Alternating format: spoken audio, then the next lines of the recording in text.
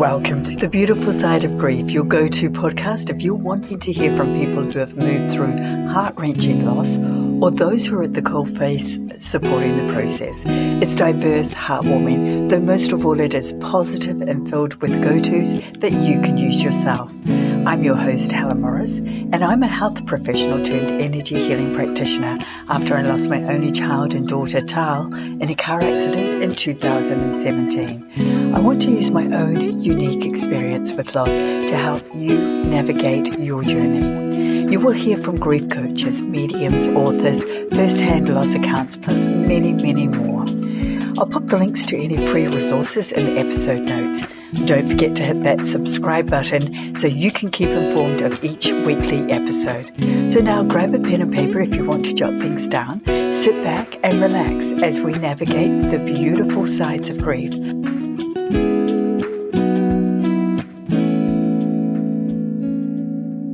In this episode, we're talking to Lauren Eckhardt, a best-selling and award-winning author, ghostwriter, and the CEO of Burning Soul Press. She is my guest today on The Beautiful Side of Grief.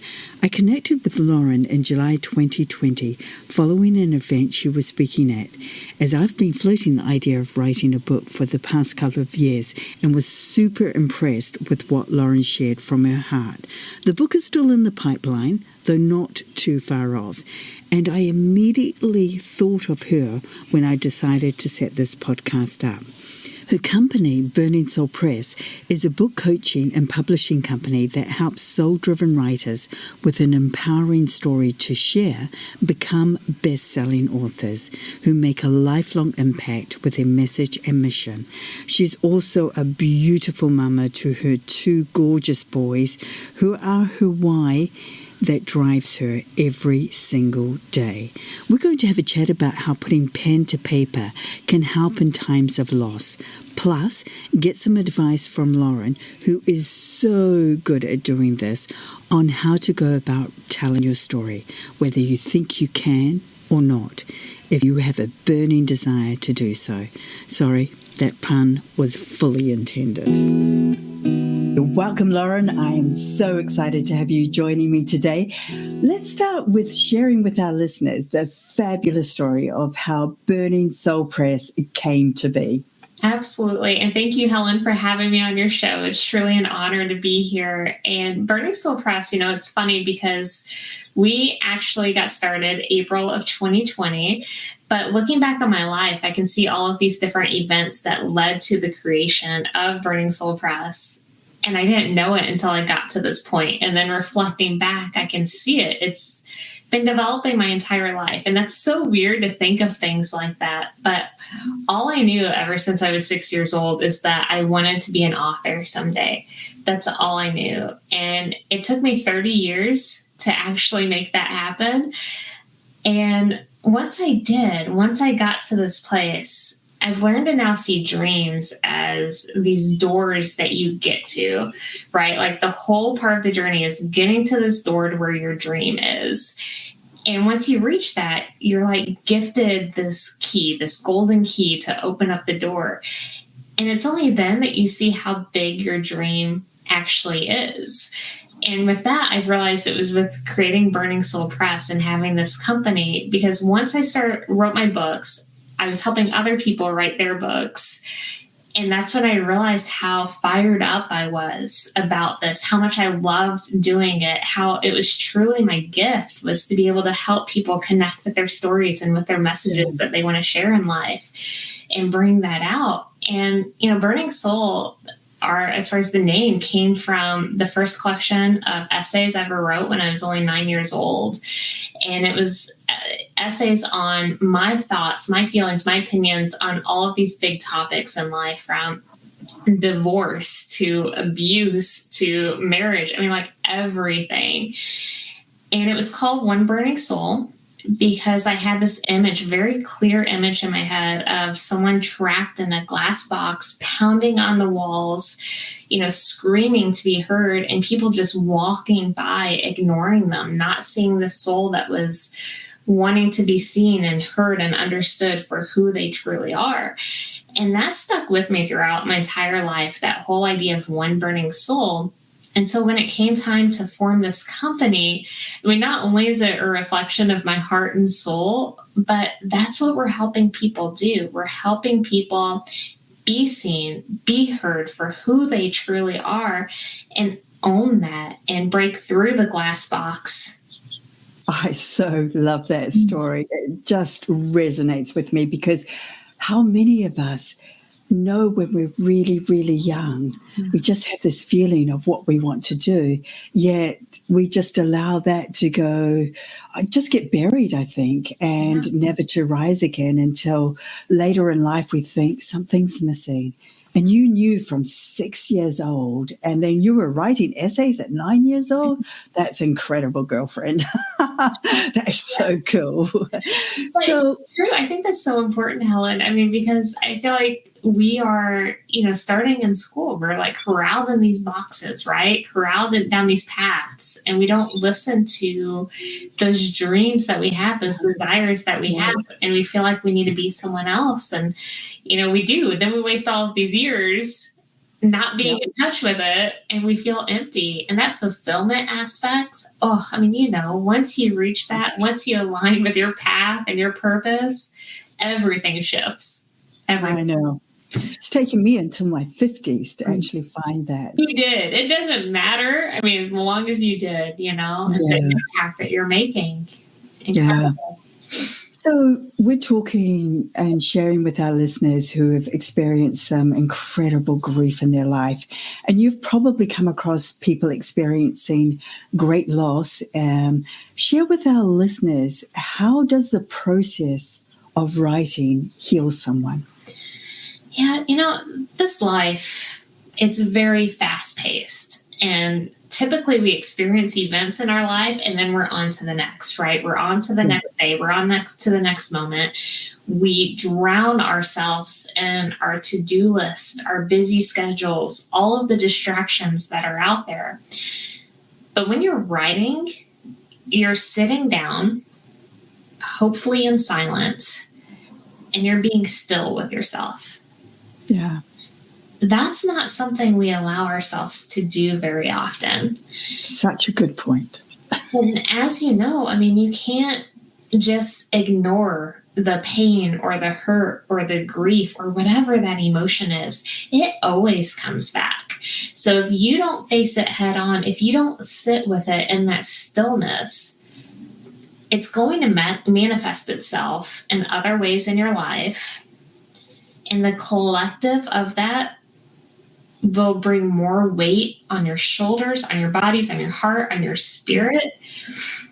So when you write, it is truly like, okay, I'm addressing this. I'm sitting with it. I'm feeling it fully, even if it's breaking you. And you're learning how to get that out onto a piece of paper that either you keep or you burn. There is something symbolic no matter what path you take with that. Yeah. So, oh gosh, that's just really, really touched my heart when you were just talking about that. It also has been proven to boost people's immune system, hasn't it? Just when people just stop, take a deep breath, feel, and then express. Absolutely, because I think otherwise, you do have those trapped emotions inside that you're not dealing with. And so anytime we can just face it, it gets that weight off quicker. And there's so much scientific research behind how it does boost your immune system. And I think knowing that, it's almost like that extra incentive to sit down and do it. Why choose to... if you're really just focused on moving through each day, would you rather do that in sickness, or would you rather take that moment again and have the chance of having a healthier immune system? Throughout days. It's hard for us to make those decisions, right? It's like exercise. We know exercise is good for us. We know it boosts the immune system. We know. Yeah, we do know. But do we do it? It takes a lot more willpower to make those decisions, but focusing on the benefits is the most important part. Yeah.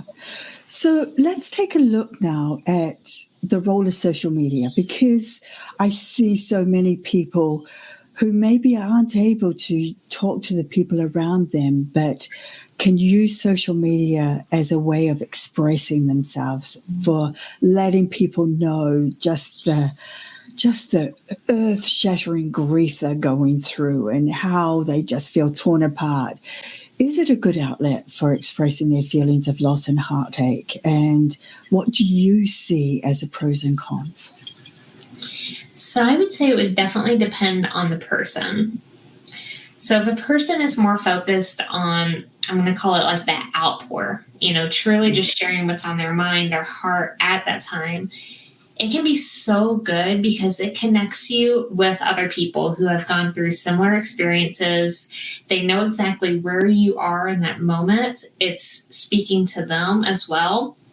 I mean, that's the beauty of social media, right? Feeling like we're not alone, connecting with people that we wouldn't know otherwise, hearing other people's stories. That's so important in that. But it can easily become dangerous when we start to instead focus on the validation that many people are searching for in social media, whether or not they recognize it at that point. But if you get to the state of vulnerability where you are finally doing that outpour on social media, if you find yourself checking the number of people who have offered up a heart or a care emoji or any sort of interaction on the post, that's when those lines can start to be crossed, where it gets, definitely more of a con, because then you're looking at the validation from other people versus just using it as that outlet to connect with other people, to actually have that outreach, because you don't want it to be where you need other people to comment on that post for you to feel good. It's not the healing. Such a good point, such a powerful point to make, because I think that sometimes we do get hooked up in that. We put something out there and then we're watching who's seen it, who's commented on it, how many likes do I have on it? And because somebody got hundreds of likes and I only got 26, does that make what I'm saying less important than the person that got hundreds of likes? Yet it may just be simply a case of the timing of the post when it went up, which audience it was in front of. That is such a valid point. And I think it is about finding a safe group that you can just share with and let your feelings out and feel supported, whether that's by 2 people, by 20 people. Actually, I would say 2 good people are worth way more than 20 other people. I agree. And I love that point too, Helen. I mean, as far as having like that, even if it's a smaller group or, something where that is the purpose behind the group, right? It's totally different than just putting it on your profile and hoping people will like it or whatever else, versus a group where the intention of that group is to support each other in this. And post there, get the help there where that's the intention. Otherwise, I think you're just putting yourself at risk if you're just posting it anywhere and hoping that there's the response that you're looking for. I mean, if you're hoping for something out of that post that goes further than just connecting with someone else, helping someone else, you need to know you're probably going to be let down because it's social media. Instead, reach out to a friend, have that support system with the 2 people, like you said. So I think as far as to answer your question, the pros and cons, I think it all has to be a honest evaluation within yourself with your intention of that post. Very, very good. Very good. Okay.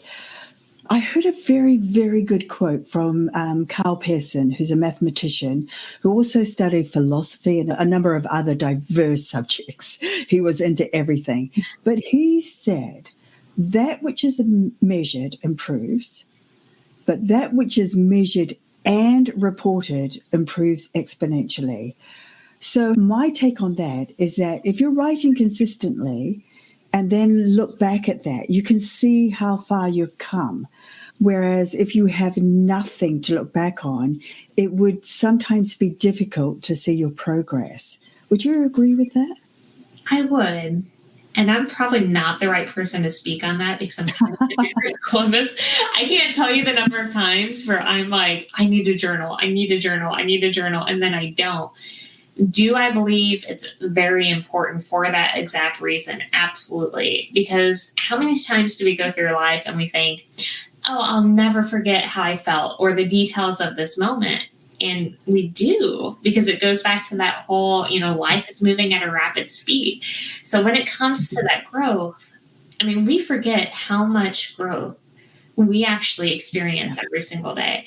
And I say this with writing constantly, because we have a lot of people who come through our programs who, they really doubt their writing abilities. And I always tell people two things. I mean, first of all, if you have lived another day to write, you are a better writer than what you were the day before, because you cannot go through life, you cannot experience life, the highs and the lows, the good and the bad, and not grow in some way or another, to not be able to reflect life in your writing.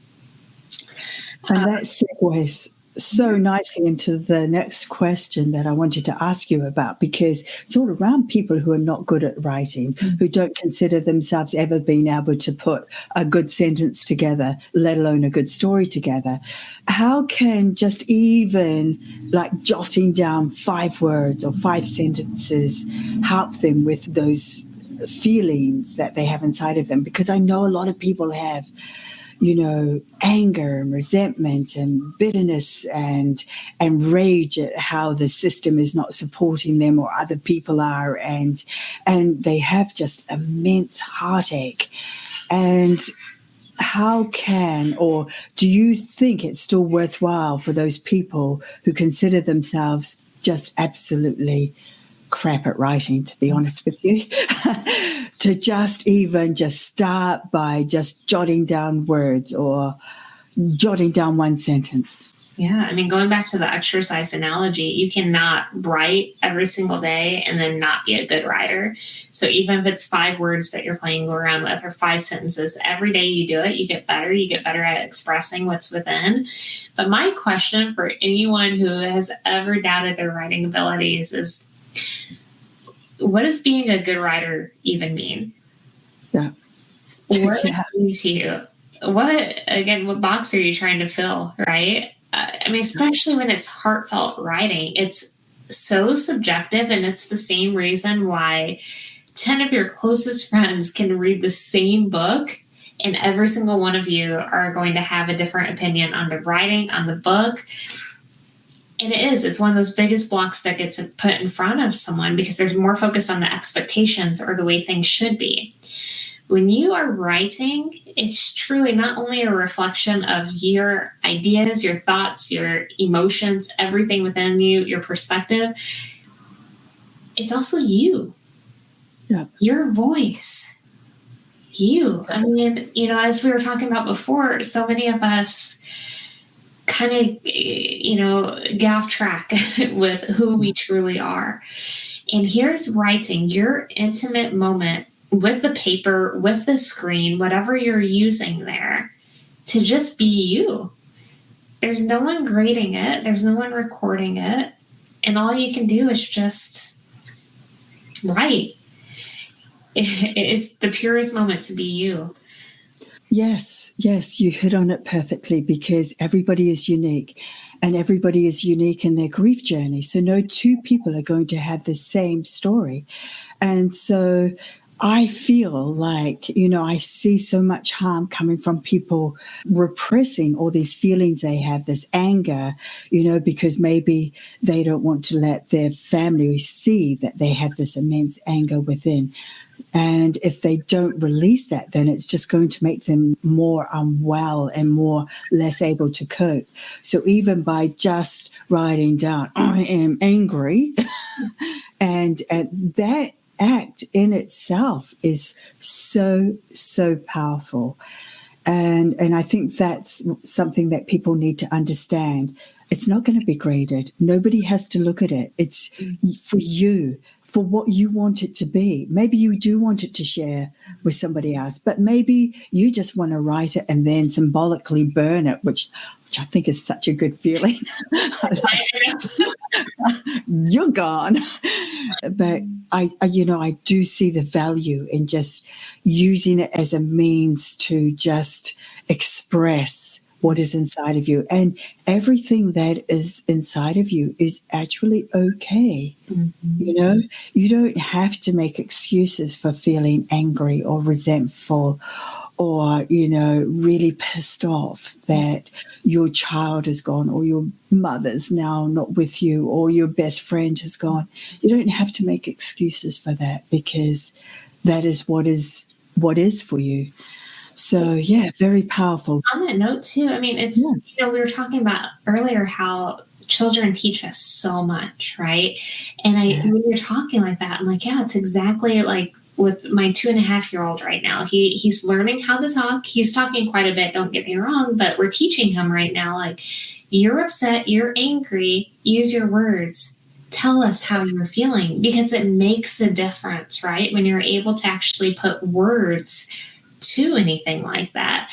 And as adults, we still have to do that. And it might be more in the form of writing versus speaking those things, or even speaking them too. But it's the same thing as what they're experiencing at that time, to feel this burst of emotions and trying to figure out how to make sense of that. If it is writing 100 jumbled words on a piece of paper, that's still huge. That is a breakthrough. You are tying something to that grief, to the trauma, to whatever it is that you're feeling. And it doesn't have to be eloquent. It doesn't have to be poetic. Write down whatever words come to you in that moment. And that's such a good analogy.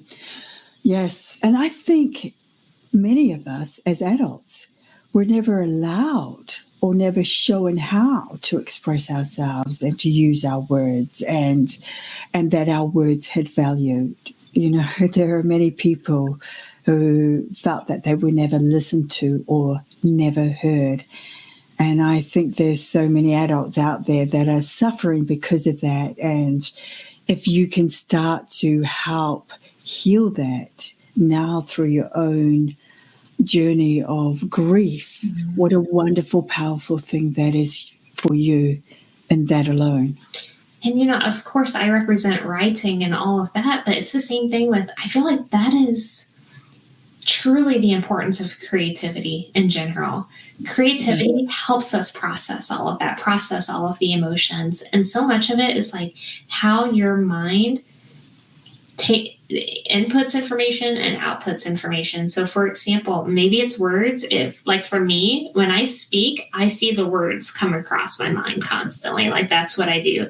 Other people, they just need to be able to talk things out, right? Even if it's a bunch of jumbled emotions, grab a recorder, let yourself talk as though you're talking to somebody, and close yourself in a room and just talk. Other people see the world in colors. If so, grab some paint, even if you're not a great painter, and just go throw those colors that you're seeing in your mind on a huge canvas. Whatever it is, I feel like that's why creativity is so important to connect with. Same thing with music. Maybe you hear music that demonstrates everything how you feel. Pick up a guitar and just strum it. It doesn't have to be a beautiful song, but that is going to help you process what's going on inside of you. Such good ideas. Those ideas are just priceless. I love that. So what about writing a goodbye letter? I understand that these can help build a positive meaning associated with loss. And in fact, I remember doing this, writing, well, not so much a goodbye letter, but writing to my girl, writing to her to let her know what I was feeling and how much I was missing her. But then I also wanted to let her know how much I had learned from what I had experienced and what amazingly good memories I had of our 18 years together. And I felt that was really cathartic. I felt it was really positive. And it just enabled me just to put some form together to, actually recognize and acknowledge that she was no longer here. Absolutely. We see that transformation happen a lot as people are writing memoirs, especially because a lot of those memoirs is obviously a reflection of their journeys and what they learned and the pain, the grief, the trauma that they experienced, and then how they came out on the other side. And I can't tell you enough, like every person who goes through this, they're seriously like, I thought I was healed past this, but now writing it out, it's a completely different experience. And they go through the emotions as though it just like it's fresh again. And they weren't prepared for that. They seriously thought they could almost be like, an outside person writing about and they would be fine with it. But there's something about it, kind of like what you were saying with writing that into a letter for her and then rereading that helps heal a part of us that we didn't realize was yet to be healed. And there's something about putting it out into the world that just shifts. It shifts your mind. It shifts the way you view it. It heals. I don't know how else to say it. So it's the same way. I mean, very similar to, like you said, writing a letter to someone that has passed. So what I've done is I'm going to give our listeners a free template just to help them with some ideas and to get started on writing a goodbye letter. So that's going to be available in the resources. So, if somebody wanted to do that, then they can just go and grab that and sit with it and see what comes out and just let it happen. Okay. So if somebody did want to tell their story, how do they go about that? And are there any pitfalls to be aware of? So my first advice for anyone is you have to get the story out of your mind, out of your heart, onto paper. Step number one, always. Yeah. The pitfall is, of course, emotions can cloud our judgments and our perspectives at times, and we all know this. But this is why I say just have that free fall into the paper. Let it all come out into the paper because you can edit it later.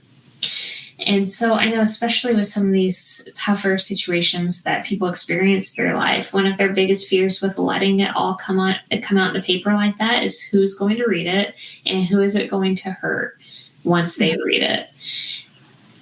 But the first step is just get it out. If you're editing yourself and constantly worried about that, you're putting these blocks. I always say it's like a faucet getting clogged, right? Like every time you have that concern or that fear, it's clogging the faucet and it's preventing from everything coming out because it's almost like then it goes back to sitting with it. You're not allowing yourself to fully sit with it because instead you're blocking yourself from feeling it completely or processing that particular portion because you're so worried about who's going to get hurt from it.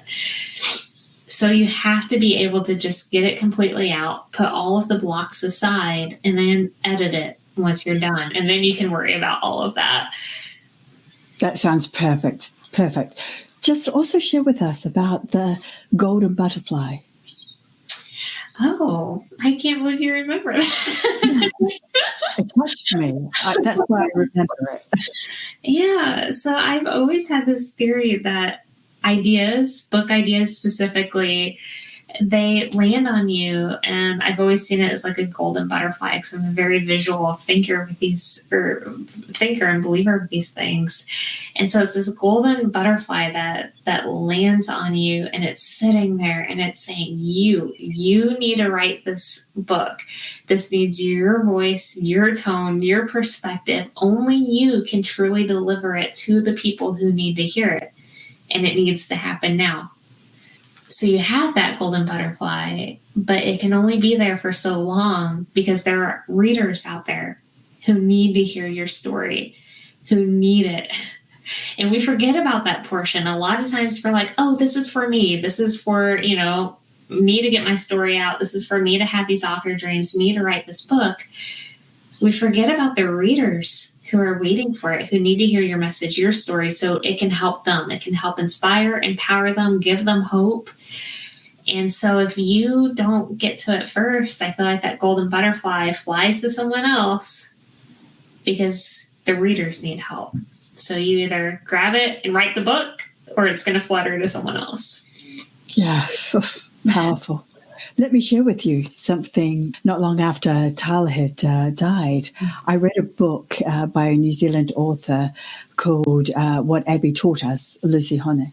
And she's a resilience researcher, and she lost her beautiful young girl in a car accident along with her daughter's best friend. So I read this book, and it was just very, very powerful.